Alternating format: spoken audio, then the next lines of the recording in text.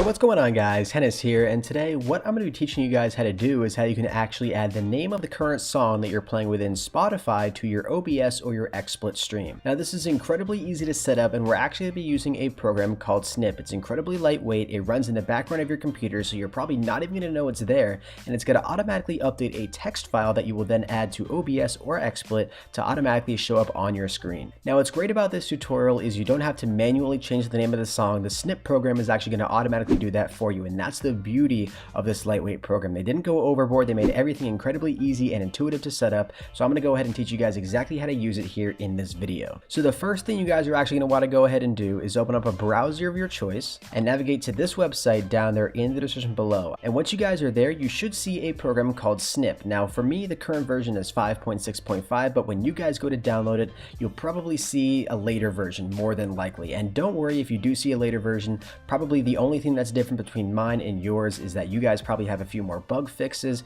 so honestly the overall tutorial and how to actually set up the program isn't going to be much different. So to actually download this program, just scroll down underneath downloads and click on the latest version of Snip, for me 5.6.5, and actually download it to a location on your computer where you're not going to accidentally delete it. So I don't want to save it in my downloads folder because I'm probably going to delete everything in my downloads folder eventually, so I'm actually going to go ahead and save it in my documents folder underneath a brand new folder, and we're just going to call it Snip. I'm actually going to go ahead and save it there. So once I've done that I can go ahead and click open and then click save. And Snip is a very lightweight program. You saw how easily and quickly it downloaded right there. Now to actually open up Snip, because it is a .7z file, you will actually need 7-zip to actually extract it. Now to get 7-zip, I will actually leave a link down there in the description below. Essentially it's just an extraction program just like WinRAR or just the extraction program automatically built into Windows, but it does allow you to open up .7z files. So it's incredibly lightweight and honestly a really useful tool aside from just using it to open up Snip. So I highly recommend downloading it and keeping it on your computer. So once you've gone ahead and downloaded 7-zip, you can open up the Snip folder here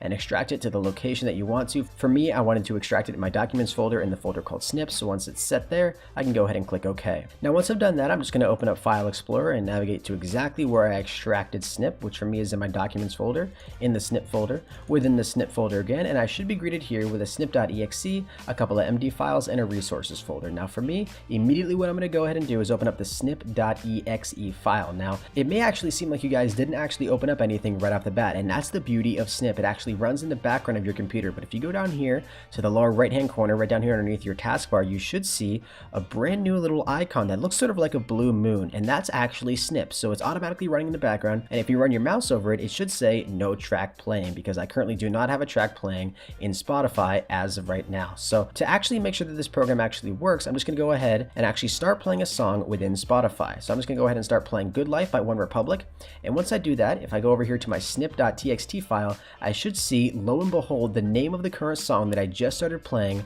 within Spotify, which is incredibly cool. Now what you guys obviously want to be able to do is actually add the name of this current song to OBS. So I'm actually going to go ahead and open up OBS right here, and I'm just going to create a brand new test scene here just to show you guys how this works. I'm just going to call it test, and then right here underneath sources I'm going to right click, go to add, and click text, and I'm going to call this, you guys can call this whatever you want, I'm going to call it Spotify, if I can spell Spotify correctly, then go ahead and click OK. Then once I'm here, I'm going to want to go ahead and check this box called read from file, and then browse for a text file right here and navigate to where I actually downloaded and extracted Snip. For me, it was in my documents folder. Open up Snip and navigate to snip.txt and then click OK. So there you go, guys. Good Life is actually appearing right on OBS right here, which is incredibly cool. Now, just to make sure that this actually goes ahead and works, I'm just going to go ahead and change the song that I'm currently playing. God damn it, I absolutely hate Spotify ads.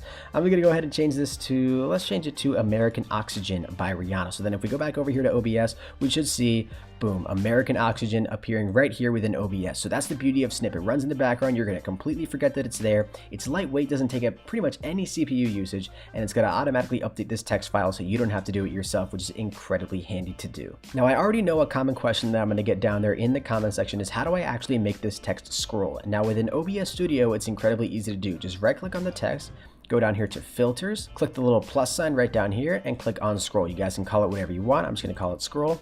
And then you can actually change the horizontal speed right here. For me, I'm going to set it to, I don't know, what do you guys think? I'm going to say 90 speed. And if I go back, and you guys will actually see the text is automatically scrolling up on the screen. So that's how you can actually customize it to actually fit really nicely in your overlay, and just have it show exactly the name of the song that's playing along with the artist, so you don't have to make it incredibly long to accommodate any song name or any artist. So there you guys have it. That's how you actually go ahead and add the name of the current song that you're playing within Spotify to your OBS or your XSplit stream. I really hope you guys did find this video informative and helpful, and if you guys did, a like rating would of course, as always, be very much appreciated. And if you guys have any questions regarding this tutorial, be sure to leave them down there in the comment section below. I did try to make this tutorial as easy to follow as possible, but I understand there are going to be questions, there always are, so if you guys have some, don't be shy to leave them down there in the comment section below, and if I can't get around to answering them, hopefully someone else will be able to help you guys out. And if you guys did go ahead and want to get to this point in the video, make sure you go ahead and comment down below #Spotify. That'll let me know that you guys watched this entire video. And anyways guys, thank you all so very much for watching, and I will see you guys in the next one. Until next time, everybody, keep gaming, and as always, stay cool. Adios.